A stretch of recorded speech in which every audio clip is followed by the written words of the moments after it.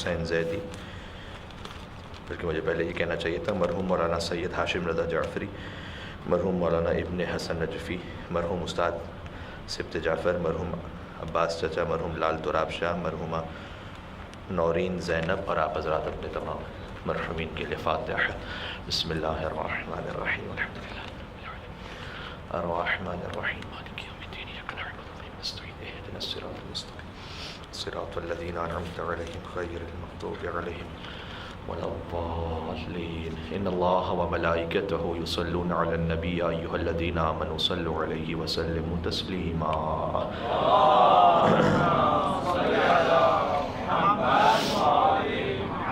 اعوذ باللہ من الشیطان اللعین الرجیم، بسم اللہ الرحمن الرحیم، لا حول ولا قوة الا باللہ العلی العظیم، حسبنا اللہ ونعم الوکیل، نعم المولا ونعم النصیر، وبه نستعین وهو خیر معین، وصلی اللہ علی رسولہ الکریم حبیب الہ العالمین العبد المرتضى والنبی المجتبى والرسول المصطفى سیدنا ونبینا وشفیع ذنوبنا وطبیب نفوسنا ومولانا ابی القاسم محمد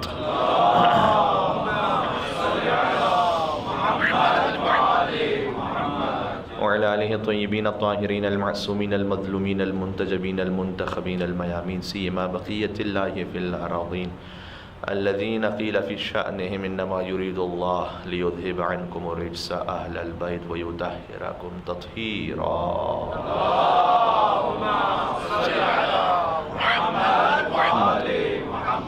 رحمت اللہ علی محبیہم واللعنۃ الدائمۃ علی اعدائہم اجمعین من الازل الی قیام یوم الدین، حسب معمول دعا امام زمانہ عجل اللہ تعالی فرجہ الشریف۔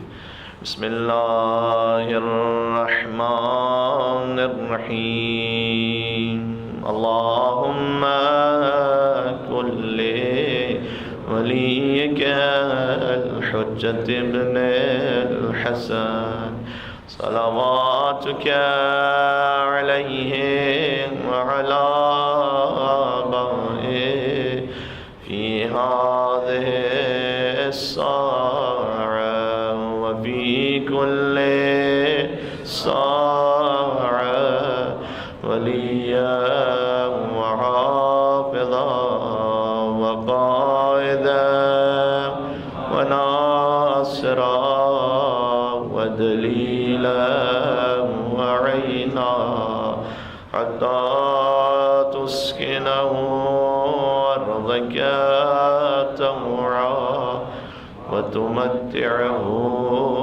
فيها طويلا۔ مل کے صلوات بھیج دیں محمد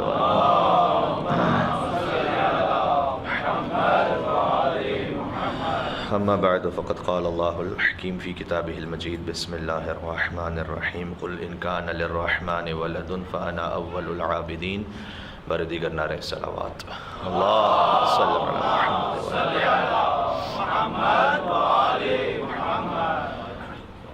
دعا ہے رب العزت مختومہ عالمیان کے صدقے میں ایک مومن جن کی صحت یابی کے لیے، مومنہ جن کی صحت یابی کے لیے دعا کی گزارش کی گئی ہے، اور ایک مومن جو کسی پریشانی میں ہے، اور ایک مومن جو UAE میں شدید علیل ہیں، ان تمام کو مولا سید سجاد علیہ السلام کے صدقے میں شفائے کاملہ عنایت فرمائے۔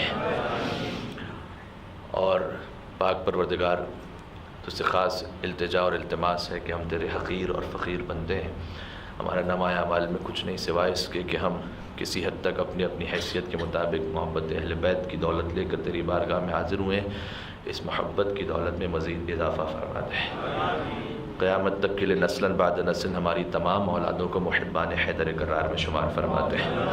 ضرور آمین کہیے گا اس بات پر کہ اے پاک پروردگار، ہم مجلس امام حسین میں تو شرکت فرماتے ہیں، لیکن زندگی میں کوئی ایسا لمحہ، کوئی موقع نصیب ہو سکے کہ جب وارث خون حسین خود مجلس اور مصائب پڑھ رہے ہیں اور ان کے قدموں میں بیٹھ کر فرش عذاب میں آ کر آنسو بہانے کی توفیق عنایت فرماتے ہیں۔ ان گناہ گار آنکھوں کو مولا اور آقا کے دیدار سے منور فرما دے، حضرت کے ظہور میں تعجیل فرما، حاجات کی قبولیت کے لیے مل کے بآواز بلند نعرہ صلوات، اللہم صلی علی محمد۔ قرآن کریم میں حکم ہے آپ احباب اس آیت سے بخوبی واقف ہیں. سورہ مبارکہ مائدہ کی آیت ہے کہ یا ایھا الذین آمنوا اتقوا اللہ وابتغوا الیہ الوسیلہ. اے صاحبان ایمان اللہ کا تقوی اختیار کرو. تقوی کی کیا معنی ہے اس پر بھی علماء کرام مختلف حوالوں سے گفتگو فرماتے رہتے ہیں. تقوی کا مطلب معمولاً یہ کیا جاتا ہے کہ اللہ کا خوف رکھو، لیکن وہ اردو زبان کی محدودیت ہے کہ ہم خوف سے ترجمہ کرتے ہیں تقوی کا، ورنہ شاید مناسب لفظ یہ ہو کہ اللہ سبحانہ وتعالیٰ کی عظمت کا لحاظ رکھو. وابتغوا الیہ الوسیلہ، اور اس تک پہنچنے کے لیے وسیلہ بھی تلاش کرو.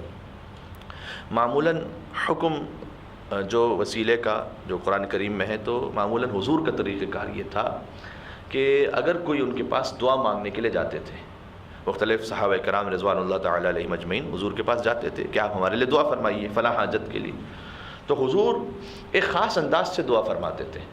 کہتے تھے کہ پروردگار تو اس کی حاجت کو پورا فرما بحق علی ابن ابی طالب،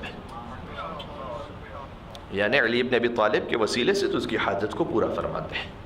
اور جب کوئی سوال کرتا کہ آپ کیوں علی کا وسیلہ بار بار کہتے ہیں تو حضور یوں ارشاد فرماتے کہ زمین و آسمان میں پوری کائنات میں جب میں نے دیکھا تو علی سے زیادہ محبوب پروردگار کسی اور کو نہیں پایا، لہٰذا علی کا وسیلہ دے کر دعا کی جاتی ہے. جب یہ کئی مرتبہ تکرار ہونے لگا تو بعض احباب کے ذہنوں میں یہ خیال آیا کہ ہمیشہ علی کا وسیلہ دے کر دعا ہوتی ہے، فلاں صاحب جائیں تب بھی علی کے وسیلے سے دعا، وہ صاحب پہنچے تب بھی امیر المومنین کے وسیلے سے دعا، تو یہ ہمارا نام لے کر کبھی کیوں نہیں دعا کی جاتی، ہمارے وسیلے سے کیوں نہیں دعا ہوتی؟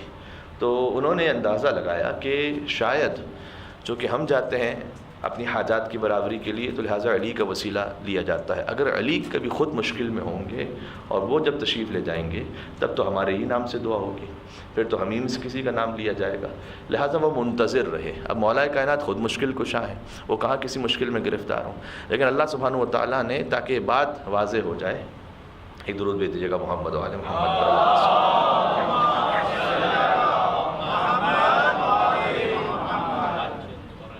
پتہ نہیں ہے سب اگر مناسب سمجھ رہے ہیں تو تشریف لے آئیے گا، میں آپ کا شاگرد ہوں، آپ میرے استاد ہیں اگر ہو سکے تو. قبلہ کعبہ حضرت السلام علیہ مولانا قبلہ نادر صادقی صاحب، ان کی صحت و سلامتی کے لیے توفیقات میں مزید اضافے کے لیے مل کے صلوات بھیج دیں. محمد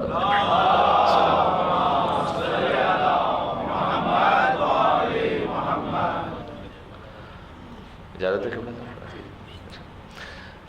لہذا جب ایک مرتبہ خود امیر المومنین تشریف لے گئے حضور کے پاس اور فرمایا کہ یا رسول اللہ میں ایک حاجت چاہتا ہوں، اس کی دعا چاہتا ہوں، آپ میرے دعا فرمائیے. مفاتیح الجنان کے حاشیے میں باقیات الصالحات جسے کہا جاتا ہے، اس کا آخری پورشن وہاں بھی موجود ہے کہ حضور نے 2 رکعت نماز حاجت پڑھی.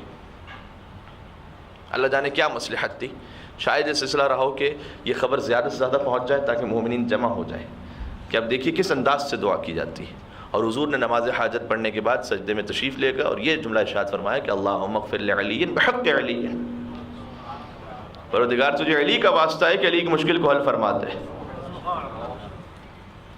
جس سے بعض علماء کرام یوں آگے فرماتے ہیں کہ روایت یوں بھی آگے ہے کہ جب سوال کیا گیا کہ یا رسول اللہ یہ کیا بات ہے کہ جب وہ مشکل میں ہو تب بھی علی کا وسیلہ، اور جب علی مشکل میں ہو تب بھی علی کا وسیلہ. فرمایا کہ جب میں مشکل میں ہوں تب بھی علی کے ذریعے سے مشکل کشائی ہوگی. اور اگر یہ میں خطیبانہ رنگ آمیزی نہیں کر رہا، اگر آپ اس موقع پر اسے قبول نہ بھی کیجئے تو ہے روایات میں تو واضح طور پر ناد علی مظہر العجائب، حضور جب مشکل میں تھے تو ناد علی مظہر العجائب کا جملہ تو ہے ہمارے پاس تاریخ میں، ناد علی مظہر العجائب تجد عون لک فی النوائب کل ہم وغم سینجلی. معروف کیا ہے آگے؟ عظمتک یا اللہ یا اللہ یا اللہ، بنبوتک یا محمد یا محمد یا محمد، بولایتک یا علی یا علی یا علی.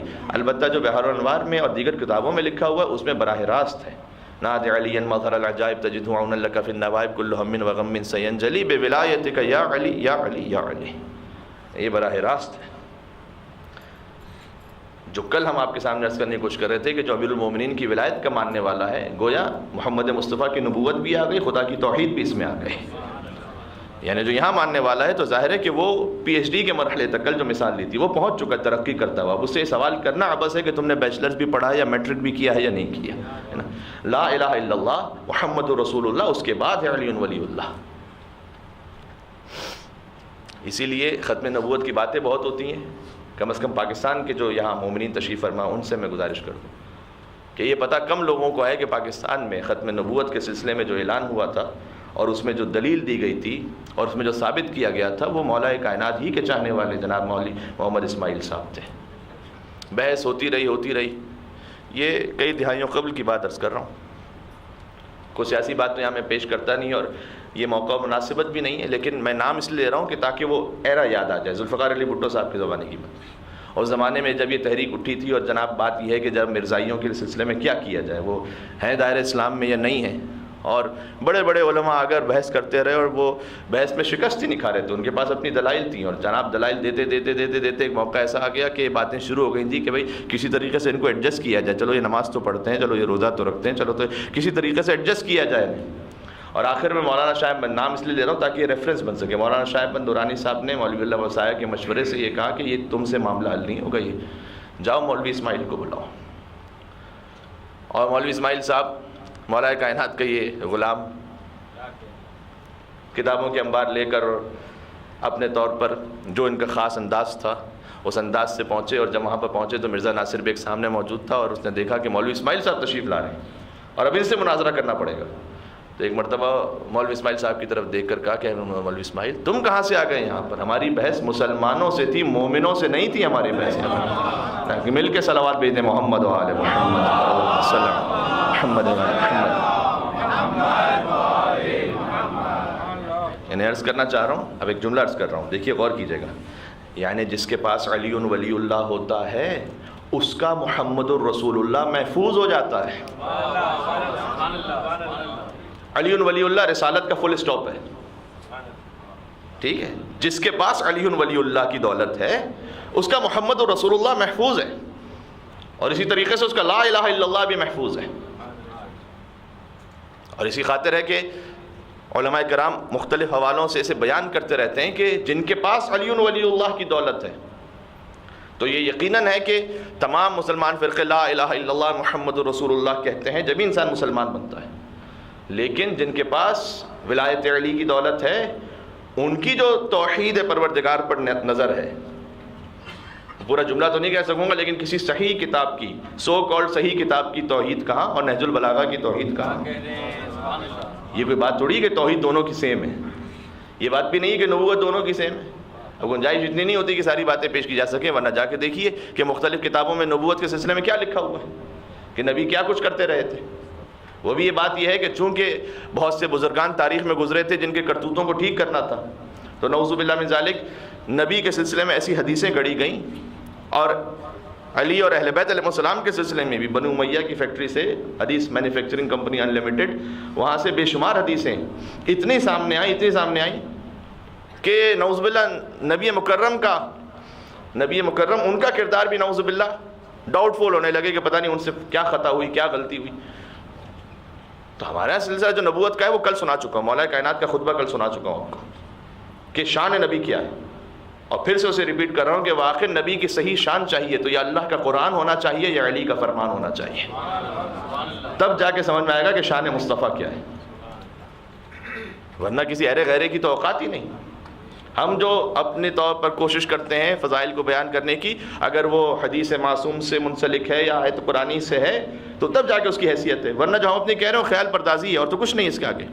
لہذا جو حقیقت ہے, حقیقت مصطفیٰ کما حقہ تو کوئی نہیں پہچان سکتا, لیکن جو کچھ بھی ہے اسے منسلک ہونا چاہیے یا آیت قرآنی کے ساتھ یا احادیث معصومین علیہ السلام کے ساتھ. اور ہر امام کے سلسلے میں ایسا ہی ہے. حسین کو بھی سمجھنا ہے تو فلسفیوں سے سمجھ میں نہیں آئیں گے, حسین کو سمجھنا ہے تو قال الباقر اور قال الصادق سے سمجھنا پڑے گا.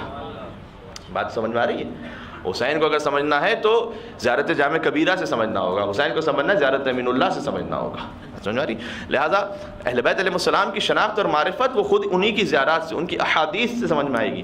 اور تھوڑا سا بات کو اور آگے بڑھاتے ہیں. دیکھیے جہاں بات میں کر رہا تھا کہ ناد علی مظہر العجائب تجد عون اللہ کا فی النوائب کلہ من وغم سینجلی, اور آخر میں براہ راست ہے یہ بے ولایتک یا علی یا علی یا علی. وہ جو پڑھ رہے ہیں بے عظمتک یا اللہ, وہ میں نہیں کہہ رہا کہ وہ غلط ہو جائے گا کوئی, لیکن جو اصل کتابوں میں آیا وہ اس طریقے سے بے ولایتک یا علی یا علی یا علی. اب پتہ نہیں جملہ کہتا ہوں کہاں تک بات پہنچے گی.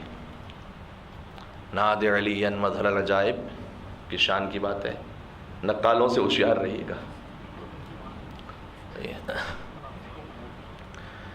نقالوں سے بہت ہوشیار رہنے کی ضرورت ہے.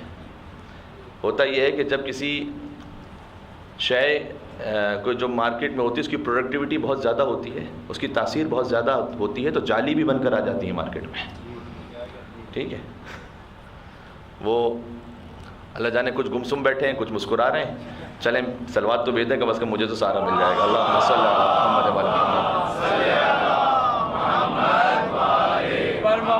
و علی محمد. اللہم صلی علی محمد.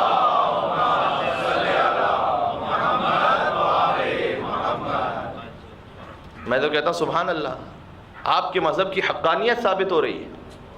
کل تک جو کہہ رہے تھے نعت علی بدعت ہے، کل تک جو کہہ رہے تھے نا نا نا صرف یا اللہ کہو بس اور اس کے آگے کچھ نہ کہو، آج وہ خود بنانے پہ مجبور ہو گئے.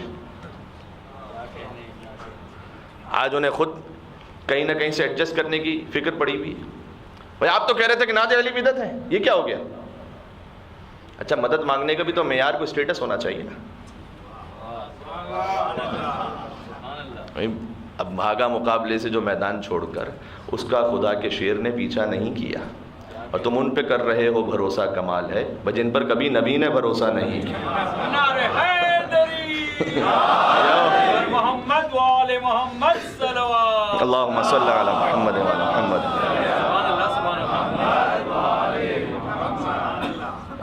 ایک مل کے اور اجتماعاً صلوات بھیجیے گا محمد وآل محمد.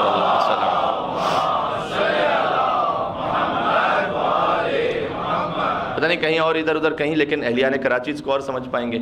نعت علی کے مقابلے سے پہلے تو پھر نعرہ حیدری بھی اتنا پسند آ جاتا کہ اس سلسلے میں بھی دیواروں میں بڑے نعرے لکھے ہوئے تھے. وہ مرضی ہے بھائی کسی کی، جس کے نام سے دل کو قرار آ جائے. اب لیکن دیکھیں نعرہ حیدری یا علی، کتنا میٹھا علی کا نام لگتا ہے کہ اس کے آگے شہد بھی پھیکا لگتا ہے. اس میں ایک مٹھاس ہے، اس میں ایک ردم بھی ہے. نعرہ حیدری آپ کہتے ہیں یا علی یا علی یا علی مدد حق حیدر، ایک ردم ہے بقول شاعر. باقی تو کچھ بٹوین دا لائنز بھی بات ہوتی ہے. اب تو آپ اتنا شکم مادر سے ماشاءاللہ آپ یا علی یا حسین سنتے رہیں تو پھر ہر بات تو، اور میں اپنے لفظوں کا ذمہ دار ہوں، آپ کی سوچوں کا ذمہ دار نہیں ہوں کوئی. لیکن جو ردم ہوتا ہے، جو طریقہ کار ہوتا ہے. چلے میں ایک اور بات آپ کو سناتا ہوں. تمہید ہے پہلا شعر. عجیب بات ہے نبیوں سے تو ملا ہی نہیں، اور میرے خیال سے تو گرب و بلا گیا ہی نہیں.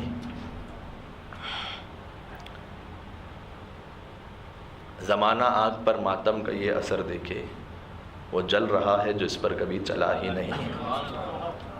اور عجیب نعرہ بنایا ہے ضد حیدر میں، عجیب نعرہ بنایا ہے ضد حیدر میں. بھئی بحر تو چھوڑیے، اس میں تو قافیہ ہی.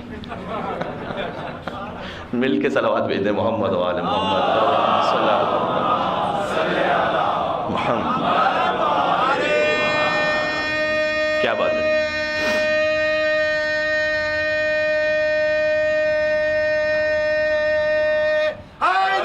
ماشاء اللہ. اللہم صلی علی محمد وعلی محمد. جی ماشاء اللہ. اور خود مولا کائنات کے فضائل کو سن کر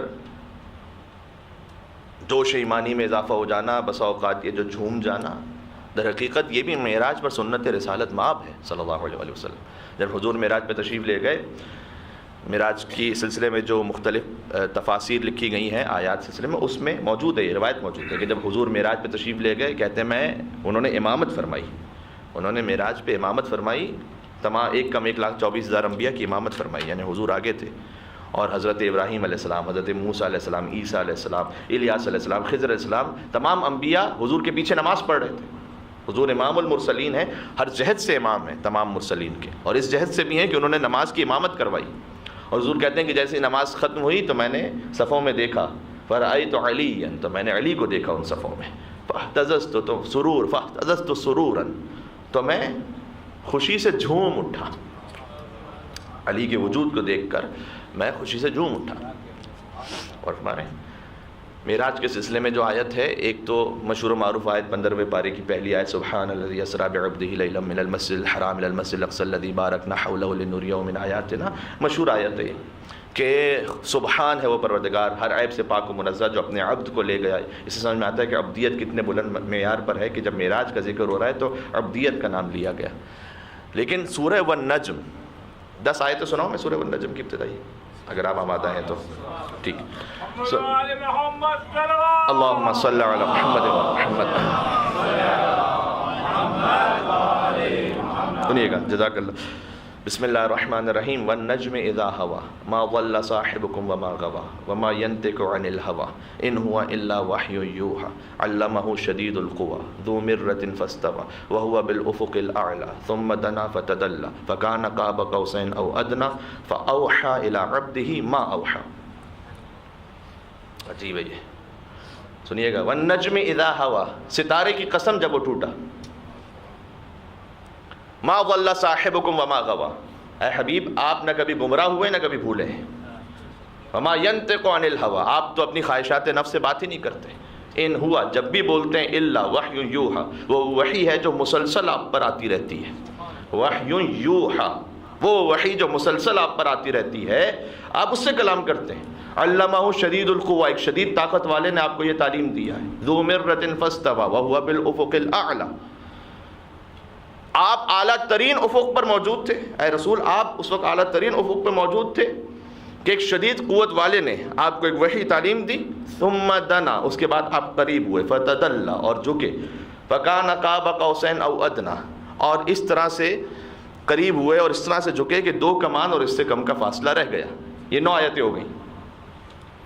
10ویں آیت فاوحی الی عبدہ ما اوحی، تو بس اس نے اپنے بندے کی طرف وحی کی جو بھی وحی کی. ترجمہ تو یہی ہے، ما اوحی فاوحی الی عبدہ ما اوحی. یعنی کیا مطلب؟ اب آپ میں مثال آپ کے سامنے عرض کرتا ہوں. مثال کے طور پر ہم ایک گفتگو میں گئے، ہم نے کہا کہ جناب قبلہ علامہ طالب جوہری صاحب حفظہ اللہ، میں ان کی تقریر سے آ رہا ہوں، کیا خطابت تھی، قرآن کی آیات سے استدلال تھا، احادیث معصومین سے استدلال تھا، فضائل معصومین کو، فضائل مولا کائنات کو بیان کیا، غدیر کو ثابت کیا. سبحان اللہ، کیا کہنا. اور آپ نے کہا کیا پڑھا انہوں نے؟ میں نے کہا جو بھی پڑھا. ارے اتنی تفصیل کے بعد آپ نے آخر میں یہ کہہ دیا جو بھی پڑھا. تو یہ اتنی تفصیل کی کیا ضرورت تھی؟ ستارے کی قسم جب وہ ٹوٹا. اے حبیب نہ آپ گمراہ ہوئے نہ کبھی آپ بھولے ہیں. آپ تو جو بات کرتے ہیں وہی الہی سے ہوتی ہے. آپ کو ایک شدید قوت والے نے تعلیم دیا. آپ اعلیٰ ترین افق پر تھے، اتنا قریب تھے کہ قریب ہوئے اور جھکے اور 2 کمان اس سے کم کا فاصلہ رہ گیا. اور اللہ نے وحی کی. کیا وحی کی؟ ما اوحی، جو بھی وحی کی. اس کا مطلب کیا ہے؟ بظاہر ایسا محسوس ہوتا ہے کہ اس وقت گنجائش نہیں ہے کہ اس بات کو بیان کیا جا سکے.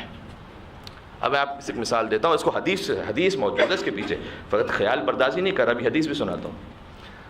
مثال کے طور پر یہاں مینجمنٹ، ڈی ایم کی مینجمنٹ، ہم کوئی بات کر رہے تھے، ان سے بات ختم ہوئی تو کسی نے آ کے ہم سے کہا کہ مولانا یہ کیا کہہ رہے تھے؟ ہم نے کہا جو بھی کہہ رہے تھے.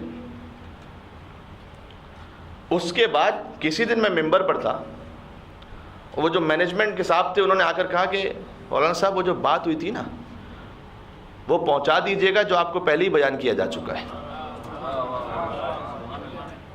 آپ کو پہلے ہی کہا جو کہا جا چکا ہے اس کو پہنچا دیجیے گا. امام صادق آل محمد، امام جعفر صادق علیہ الصلوۃ والسلام کی حدیث ہے، اللہم صلی علی محمد وعلی محمد، کہ فَأَوْحَى إِلَىٰ عَبْدِهِ مَا أَوْحَى، اللہ نے اپنے بندے کی طرف وحی کی جو بھی وحی کی. فی ولایت علی ابن ابی طالب، امیر المومنین کی ولایت کی وحی کی. اس کے بعد جب موقع آیا تو کہا یا ایھا رسول بلغ ما انزل الیک من ربک، اے رسول آپ وہ پہنچا دیجئے جو آپ کی طرف پہلے ہی نازل ہو چکا ہے. اور اسی خاطر ہے کہ آج دن کی مجلس میں ایک جگہ کہہ چکا ہوں کہ غدیر اظہار ولایت کا نام ہے، ایجاد ولایت کا نام نہیں ہے. غدیر کے دن ولایت ایجاد نہیں ہو رہی، اس کا اظہار ہو رہا ہے آفیشلی. کل آپ پہنچا دیجئے جو آپ کی طرف پہلے ہی نازل کیا جا چکا ہے. فَإِن لَمْ تَفْعَلْ فَمَا بَلَّغْتَ رِسَالَتَ، آپ نے نہیں پہنچایا، رسالت کا کوئی کام ہی انجام نہیں دیا. رسالت کا کوئی کام ہی انجام نہیں دیا. یا رسول اللہ آپ نے تو جو کچھ ملا تھا سب پہنچایا ہے. میں پروردگار سے کہوں اے پاک پروردگار تو نے توحید کہیں پہنچا دی، رسالت کہیں پہنچا دی، نبوت کہیں پہنچا دی، امامت کہیں یعنی قیامت کہیں پہنچا دی، نماز پہنچا دی، روزہ پہنچا دی، حج زکوٰۃ خم سب کچھ پہنچا دیا. کوئی ایک چیز ایسی ہے جو نہ پہنچائی ہو حبیب نے؟ پھر یہ کیوں انداز ہے کہ یہ نہ پہنچایا تو کچھ نہ پہنچایا؟ بہت سے معنی اس کے ہو سکتے ہیں. ایک معنی یہ ہے جو میں آپ کے سامنے عرض کرتا ہوں. فارسی زبان میں ایک محاورہ ہے، دیوار کو کہو تاکہ در سن لے. ٹھیک ہے، حضور معصوم ہے، حجت خدا ہے، ہو ہی نہیں سکتا تھا کہ خدا کی جانب سے جو آئے تو نہ پہنچائے، لیکن حضور سے کہا یہ نہ پہنچایا تو کچھ نہ پہنچایا، تاکہ امت سمجھ لے کہ یہ نہ مانا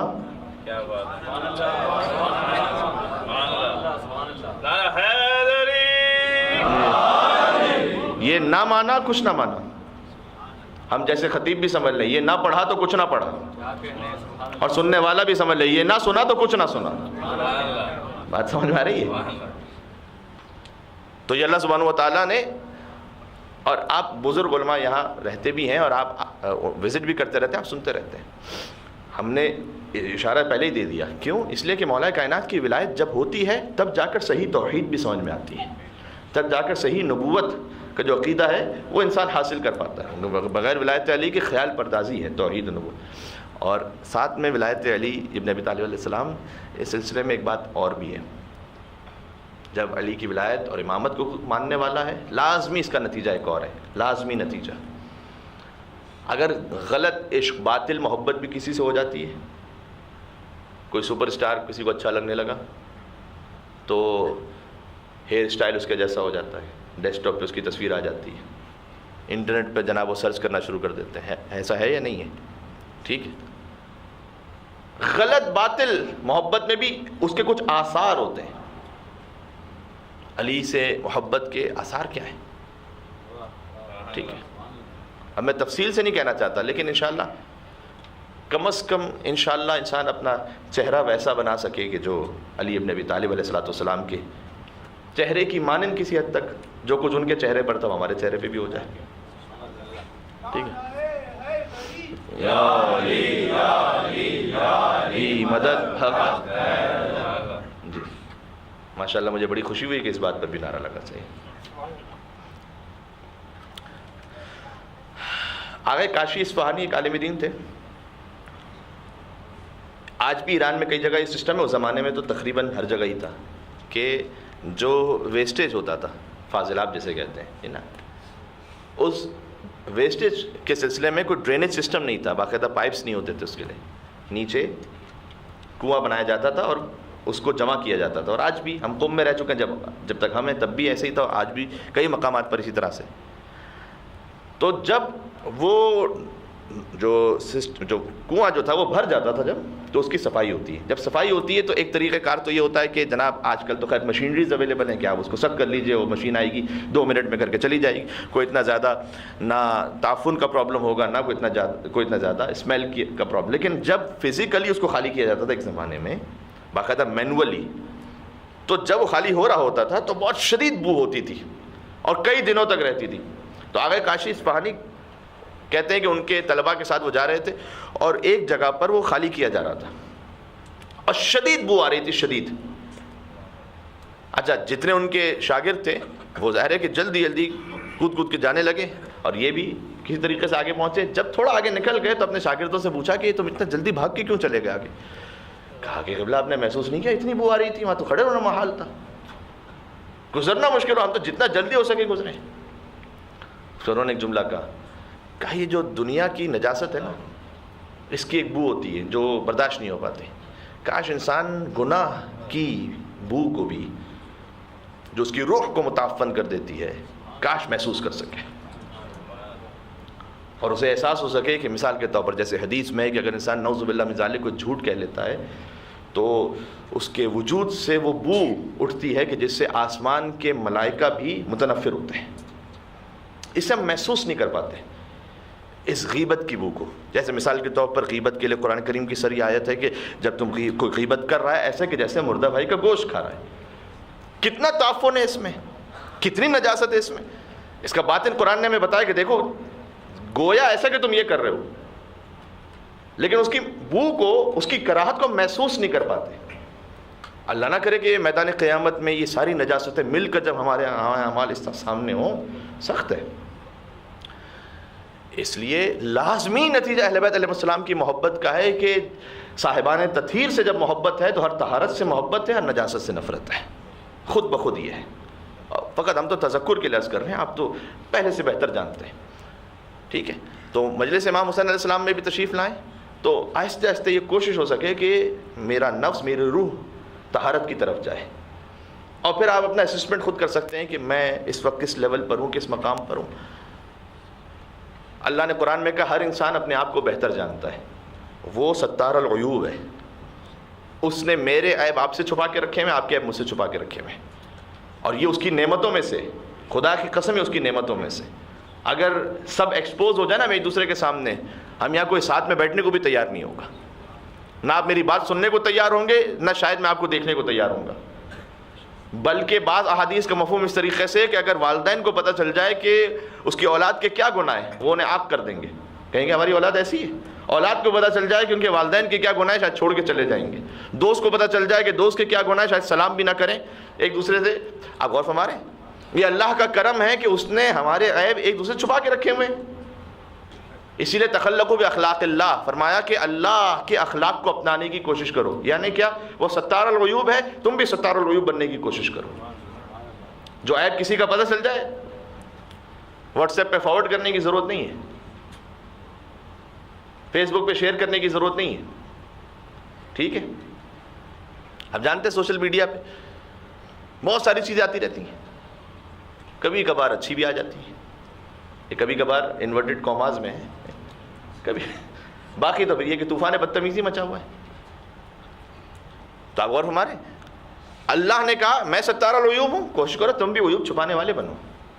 حدیث میں جو دنیا میں کسی کا ایک عیب چھپا لے، اللہ قیامت میں اس کے 70 عیب چھپا لے گا۔ ایک کے بدلے 70 کا معاملہ چاہتے ہیں یا نہیں چاہتے؟ بہت اچھا معاملہ ہے، بڑا زبردست بزنس ہے، کیوں نہیں؟ تو سوائے اس کے کہ کسی کا ایسا عیب ہو، یہ بات صرف وضاحتاً، ورنہ تو آپ واقف ہیں، کسی کا ایسا کوئی معاملہ ہو جس سے دین کو خطرہ ہو رہا ہو، وہ ایک الگ بات ہوتی ہے، وہاں ایکسپوز کرنے کا الگ، جہاں دین مصطفی اور دین علوی کو خطرہ ہو رہا ہو۔ لیکن ذاتی زندگی کے جو معاملات ہیں اس کو اس طرح سے ظاہر نہ کریں۔ وہ کریم ہے، تخلقوا باخلاق اللہ، فرمایا کہ کرم کرنے والے بن جاؤ۔ وہ رحیم ہے، دوسروں پر رحم کرنے والے بن جاؤ۔ آگے جملہ کہوں، وہ رزاق ہے، اللہ اکبر، جتنا اللہ نے تمہیں دیا ہے اس سے آگے پہنچانے والے بن جاؤ۔ وَمَا يَنْفَعُ النَّاسَ فَيَمْكُثُ فِي الْأَرْضِ، قرآن کا حکم ہے، قرآن میں ہے، جو انسانوں کو فائدہ پہنچائے گا وہ زمین میں باقی رہ جائے گا۔ یہ اصول ہے قرآن کا، جو فائدہ پہنچائے گا وہ زمین میں باقی رہ جائے گا۔ کیا عرض کرنا چاہ رہا ہوں؟ عرض یہ کرنا چاہ رہا ہوں کہ جہاں سے ہماری بات شروع ہوئی کہ ہم اپنے آپ کو اسسمنٹ کر لیں۔ تو میں نے کیا کہا؟ ہر انسان اپنے آپ کو بہتر جانتا ہے، قرآن میں ہر انسان اپنے آپ کو بہتر جانتا ہے۔ اسسمنٹ کرنے کے بعد کیا ہوگا؟ دیکھیے مجلس امام حسین علیہ السلام سے کتنی طہارت نصیب ہوتی ہے انشاءاللہ۔ اور یہ ہے، اس ذکر میں تاثیر تو ہے کہ یقیناً اگر کوئی چاہے تو اس سے طہارت لے سکتا ہے، بے شک۔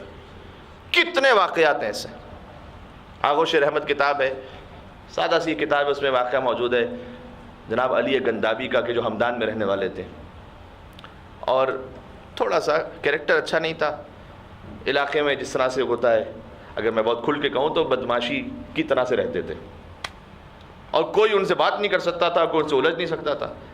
اور سسٹم یہ تھا کہ جناب ولیجز جو ہوتے تھے اس میں آپس میں جو پہرا ہوتا تھا، یعنی 4 دیواری ہوتی تھی۔ اب رات کا وقت تھا، ایک عالم دین مجلس پڑھ کے کہیں سے آ رہے تھے، اور یہ علی ہمدانی وہاں پر ہوا یہ کہ انہوں نے عالم دین انہوں نے دیکھا کہ سارے دروازے بند ہو چکے ہیں۔ سن رہے ہیں آپ واقعہ میرا؟ ٹھیک ہے، اور محمد و آل محمد صلی اللہ اللہم صلی علی محمد و آل محمد وعجل فرجہم۔ یہ مومن کی شان بھی ہے کہ جب ذکر امیر المومنین علیہ السلام آتا ہے تو پھر چہرے پہ کچھ اور تازگی ہوتی ہے اور جو روحانیت ہوتی ہے۔ تو میں آ جاؤں گا، ابھی 1 منٹ میں آ جاؤں گا، آپ کے چہرے کھل اٹھیں گے، صحیح؟ تو اللہ نے الحمدللہ اس عمر میں مجھے بہت تجربہ دے دیا اس بات کا، تو مجھے خبر ہے کہ کیا کرنا ہے آخر میں جا کے۔ لیکن ابھی تو آپ چلیں میرے ساتھ۔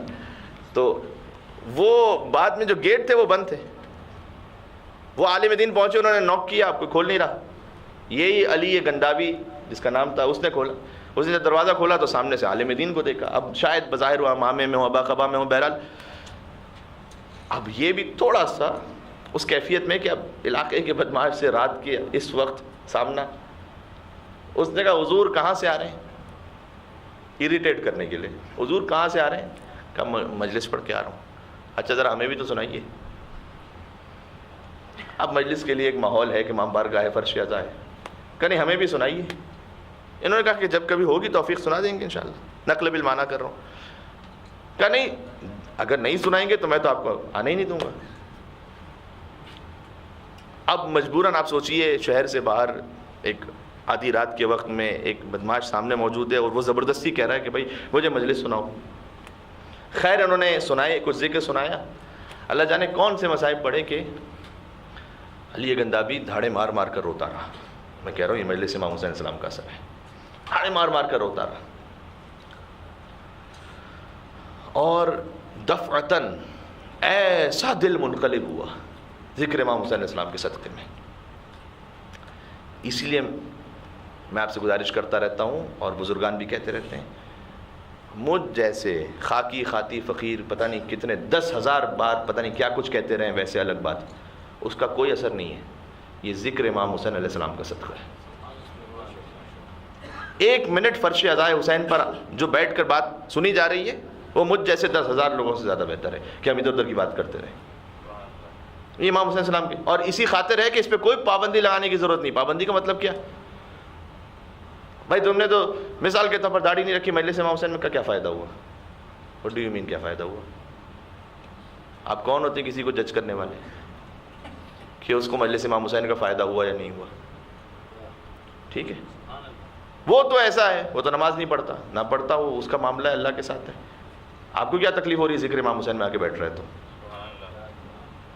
وہ تو فقط نیاز کے وقت آتا ہے, آتا رہے. امام حسین کا دسترخوان ہے, میرے بیٹی کی شادی تھوڑی ہو رہی ہے کوئی, اس کا میرا پرسنل کھانا ہو, نہیں.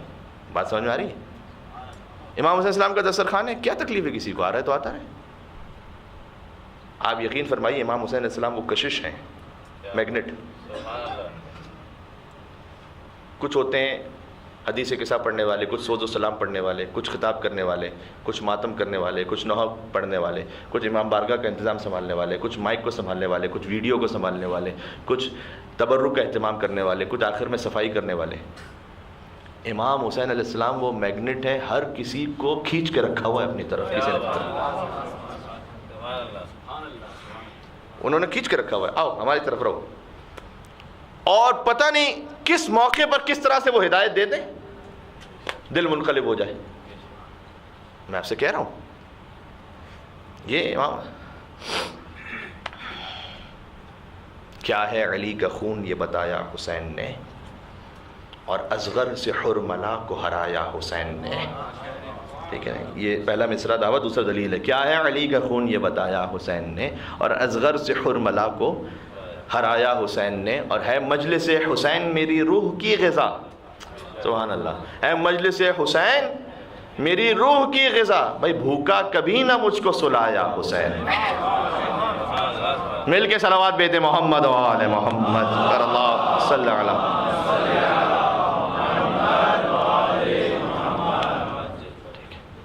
اگر آپ آمادہ ہیں تو ایک اور جملہ کہوں اس میں, موسیٰ کہاں ہو دیکھ لو حر کو حبیب کو. حضرت موسیٰ کوہ طور پر گئے تھے نا, ہے میرے ساتھ آپ؟ ہے مجلس حسین میری روح کی غذا, بھوکا کبھی نہ مجھ کو سلایا حسین نے, اور موسیٰ کہاں ہو دیکھ لو حر کو حبیب کو, ارے رب سے براہ راست ملایا حسین نے. جو در امام حسین علیہ السلام پر آیا وہ امام حسین باب اللہ ہے, وہ خدا تک پہنچ گیا. حضرت قبلہ علامہ رشید ترابی صاحب حضرت حر علیہ السلام کے مصائب پر یہ جملہ کہتے تھے. میں تو کتاب میں نہیں دیکھا لیکن بزرگوں سے سنا ہے کہ حضرت حر کے مصائب پر قبلہ رشید ترابی صاحب علیہ مقام جملہ کہہ رہا ہے. حر معافی مانگنے کے لیے آئے, امام حسین نے معاف کیا. ایک جملہ فرمایا, حر میں نے معاف کیا اور میرے رب نے معاف کیا. یہ اختیار صرف حسین ابن علی کا ہے. بھائی آپ سے کسی نے زیادتی کی, وہ آپ کے پاس آیا معافی مانگنے کے لیے, آپ نے کہا میں نے معاف کیا, بس فل اسٹاپ. رب کا معاملہ وہ جانے, اس نے معاف کیا نہیں کیا ہمیں کیا خبر. لبیک یا حسین، لبیک یا حسین، لبیک یا حسین، لبیک یا حسین. نعرہ حیدری کہتی مل کے آواز بلند کوئی نعرہ حیدری. مل کے کہیں گے یا علی. بر محمد و آل محمد صلوات. اللہم صلی علی محمد و آل محمد.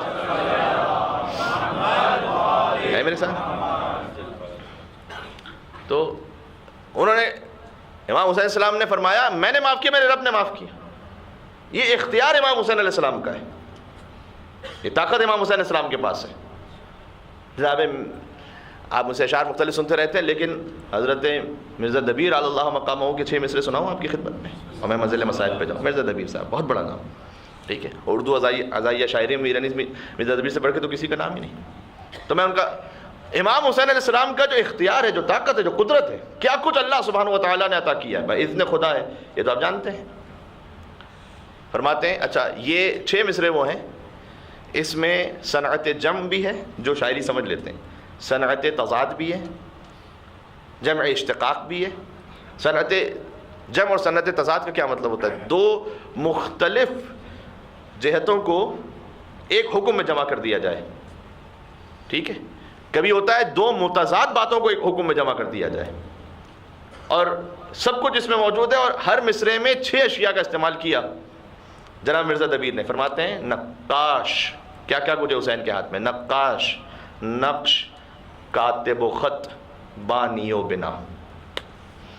ٹھیک ہے، جو تھوڑا سا اردو کی گہرائی کو سمجھ پاتے ہیں ساتھ دیجیے گا میرا. نقاش، نقش، کاتب و خط، بانی و بنا، بود و نبود، ذات و صفت، ہستی و فنا، آدم، ملک، زمین، فلک، گرد، کیمیا. اللہ اکبر. آدم، ملک، زمین، فلک، گرد، کیمیا. نہیں اور دنیا و دین، حدوث و قدم، بندہ و خدا. اللہ اکبر. ذہن میں بیٹھ جائے آپ کے اچھی طرح سے، صحیح ہے. نقاش، نقش، کاتب و خط، بانی و بنا. پھر سے کہتا ہوں، بود و نبود، ذات و صفت، ہستی و فنا، آدم، ملک، زمین، فلک، گرد، کیمیا. دنیا و دین، حدوث و قدم، بندہ و خدا. پھر کہتے ہیں سب شاہد کمال شہ مشرقین ہے. اللہ اکبر. بھئی سب شاہد کمال شہ مشرقین ہیں، اور جب تک خدا کا ملک ہے مالک حسین. میل کے کہیں گے یا علی مدد. حسینیت زندہ باد، حسینیت زندہ باد، حسینیت زندہ باد، یزیدیت مردہ باد. صلوات علی محمد و آل محمد. اللہم صلی علی محمد و آل محمد. ہے میرے ساتھ؟ ٹھیک، چلے مل کے جواب یا علی مدد. ماشاءاللہ. میں مکمل کر لوں. تو وہ عالم دین انہوں نے مسائل پڑھے، اور یہ علی گندابی جن کا کریکٹر ویسے اچھا نہیں تھا، وہ رونے لگے. گردش ایام ایسی ہوئی کہ پتہ نہیں امام حسین السلام کی اسے ایک مجلس کے صدقے میں اللہ نے اسے کربلا پہنچا دیا.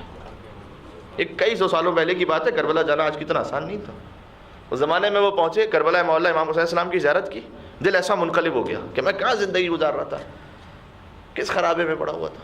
پہنچے وہاں پر امام حسین السلام کی زیارت بھی کی، پھر پہنچے نجف اشرف اور وہیں مقیم ہو گئے. آیت اللہ میرزا شیرازی کی مرجعیت کا زمانہ تھا، تمباکو کا فتویٰ جنہوں نے مشہور و معروف دیا تھا. وہ امامت کروایا کرتے تھے مولا علی کے حرم میں، اور یہ پیچھے نماز پڑھنا شروع ہو گیا ان کے. مغرب کی نماز ختم ہوئی تھی، کسی نے آ کر آیت اللہ میرزا شیرازی سے کہا کہ ایک فلاں بزرگ عالم ان کا انتقال ہوا ہے، تو اب عشاء کے بعد ان کی تدفین کے مراحل ہیں. انہوں نے حکم دیا کہیں حرم کے جوار میں کہیں کسی طرف جہاں گنجائش تھی وہاں قبر تیار کرو. علماء کرام قریب میں دفن ہوتے ہیں، علامہ علی تو بہت ہی قریب ہے، مقدس علی تو بہت ہی قریب میں. وہاں کے انہوں نے حکم دیا کہیں جوار میں جہاں گنجائش تھی، تو وہاں انہوں نے قبر تیار کر لی. عشاء کی نماز انہوں کا عشاء کے بعد تدفین کرتے ہیں. عشاء کی نماز ختم کی، سنیے گا کیونکہ بہت سو سال پہلے کی بات ہے، لہٰذا وہ آ کر کسی نے کہا کہ قبلہ وہ جو ہم سمجھ رہے تھے کہ وہ عالم کی وفات ہو گئی، وہ وفات نہیں ہوئی تھی، وہ کوما میں گئے تھے، وہ حیات ہیں. پھر سے ہوش میں آ گئے. اچھا جناب، اب قبر تو آمادہ تھی. وہ جو علی گندابی پیچھے نماز پڑھتا تھا نا، پتہ نہیں کیا ہوا، ہارٹ اٹیک ہوا، ایسی کوئی کیفیت، گرا اور مر گیا۔ آغا مرزا شیرازی نے کہا یہ اللہ نے اس کی قبر کے لیے اہتمام کیا تھا، ویسے مر جاتا تو شاید ہم کبھی بھی کہیں قریب میں اس طرح سے دفن نہ کرتے، کوئی ایسی شخصیت تو تھی نہیں، لیکن اللہ نے بظاہر شاید اس کے لیے ایسا اہتمام کیا ہے جس کا دل تڑپ اٹھے ذکر امام حسین علیہ السلام پر۔ پتہ نہیں کس خلوص کے ساتھ تڑپا تھا کہ مولا پھر ایسے بلاتے ہیں کہ قیامت تک کے لیے اسے اپنے پاس بٹھا لیتے ہیں۔ یہ دولت امام حسین علیہ السلام پر، اس لیے میں قربان ہو جاؤں آپ کے اے مولا حسین علیہ السلام کہ کریم ابن کریم ہے۔ کریم ابن کریم، ان کی بارگاہ سے کریم وہ ہوتا ہے کہ جب وہ عطا کرتے ہیں تو بلا استحقاق بھی دے دیتے ہیں۔ حق سے مانگنے جائیں تو کچھ حق ہے ہی نہیں ہمارا، کیا حق مانگیں گے؟ اور جتنا بھی ہم رول ہیں وہ حق ادا ہو ہی نہیں سکتا۔ کیوں؟ سنیے گا کیوں نہیں حق ادا ہوتا؟ حق اس کا ادا ہوتا ہے جس کا احسان رک چکا ہو، جس کا احسان لمحہ بلمحہ ہماری ذات پر، ہماری روح پر، ہمارے نفس پر، ہمارے خاندان پر جاری ساری ہو، اس کا حق کہاں ادا ہوگا؟ کون ہے جو حسین کا ادا کر سکتا ہے ان پہ گریے کا؟ اگر سوال کرنا ہے گریے کا حق، وہ تو سید سجاد علیہ السلام تھے۔ میں نے آج دن میں ایک مجلس میں عرض کیا تھا، ذرا سوچئے گا اس پر، گریہ فرمائیے گا اگر ہو سکے تو۔ ہمیں ایک ماحول کی ضرورت ہوتی ہے رونے کے لیے، فرش عزا بچھے تو روئیں گے، بشریت کا تقاضا ہے۔ سید سجاد کو ماحول کی ضرورت نہیں ہوتی تھی، سامنے پانی آتا تھا، دیکھتے تھے، روتے تھے۔ دسترخوان بچھتا تھا، کھانا لگتا تھا، روتے تھے۔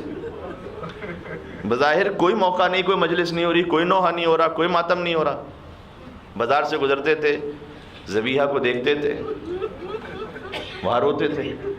اب سوچئے گا کوئی ایسا، یعنی کوئی انسان گوشت لینے کے لیے جا رہا ہو یا اس جگہ سے گزر رہا ہو تو قصاب پوچھ لیتے تھے کہ تو نے اسے ذبح کیا تھا تو کیا پانی پلایا تھا؟ اور کہتا کہ مولا آپ کے جد کا ماننے والا ہوں، جب تک پانی نہ پلائے تو میں نے ذبح نہیں کیا۔ اور امام علیہ السلام کربلا معلیٰ کی طرف کہتے تھے السلام علیکم یا یہ تھے مولا سید سجاد۔ نعوذ باللہ من ذالک، کوئی اگر یہ سمجھتا ہے کہ جناب نہیں امام حسین السلام کے غم میں آپ گریہ کرتے رہیں تو اس کا کیا فائدہ ہے، اس طرح سے ایسی گریہ کرتے رہیں۔ کوئی مولا سید سجاد کے دل سے پوچھے، 35 سال تک گریہ فرماتے رہے۔ اور جب کسی نے تسلی بھی دینا چاہیے کہ مولا آخر کب تک گریہ فرمائیں گے، شہادت تو آپ کے خاندان کی میراث ہے، کیونکہ پہلے امام علیہ السلام نے کہا کہ میں کیسے گریہ نہ کروں۔ یعقوب کا ایک فرزند یوسف آنکھوں سے اوجھل ہو گیا، فَبِيَضَّتْ عَيْنَاهُ، اتنا روئے کہ آنکھیں سفید ہو گئی تھی۔ قرآن کریم میں کوئی کتنا رو سکتا ہے کہ آنکھیں سفید ہو جائیں؟ میرے تو 18 یوسف میرے سامنے ذبح کر دیے گئے تھے۔ وہ سجاد کیسے نہ روئے جس نے اپنے باپ کی پامال لاش کو دیکھا ہو؟ وہ سجاد کیسے نہ روئے جس نے ابوالفضل عباس علیہ السلام کی شہادت، عباس کے بازو فرات پہ قلم ہو گئے، سجاد کربلا میں تھے، اکبر شہید ہو گئے، سجاد کربلا میں تھے، اصغر کے گلے پر تیر لگ گیا، سجاد کربلا میں تھے۔ نہیں میں آگے اور جملہ کہوں، وہ سجاد کیسے نہ روئیں جس نے اپنی بہن کو تماچے لگتے ہوئے دیکھے؟ وہ سجاد کیسے نہ روئیں جن کے سامنے ماں بہنوں کی چادر چھینی جا چکی؟ مولا سید سجاد علیہ السلام جب گویا اعجاز سے تشریف لائے تھے امام حسین علیہ السلام اور ان کے ساتھیوں کو، ان کے شہیدان کربلا کو دفنانے کے لیے جب پہنچے تھے، علماء کرام یوں بیان فرماتے ہیں، سید سجاد پہنچے، بنی اسد کا قبیلہ آیا تھا، امام حسین نے وعدہ لیا تھا نا لاشوں کو دفنا دینا۔ بنی اسد کا قبیلہ جب پہنچا تھا، کسی لاشے کی پہچان نہیں ہو پا رہی، کیسے لاشا دفنائے؟